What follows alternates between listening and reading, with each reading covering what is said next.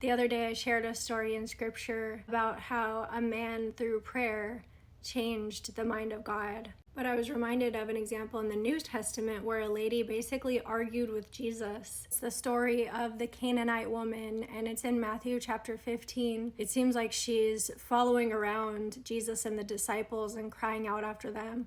And she's begging Jesus to help her because her daughter is demon possessed. The disciples want to send her away. Jesus doesn't even answer her. It's like he's ignoring her, and she keeps on. And finally he says, I was only sent to the lost sheep of Israel. And she persists, and he says, it's not right for me to take the children's bread and feed it to the dogs. And she says, yes, but even the little dogs get the crumbs that fall from beneath the master's table.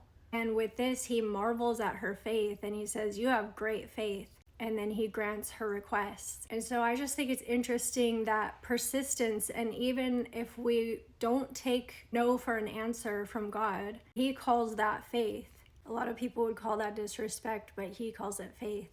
And I just think that's interesting. Definitely something to think about when we're approaching God.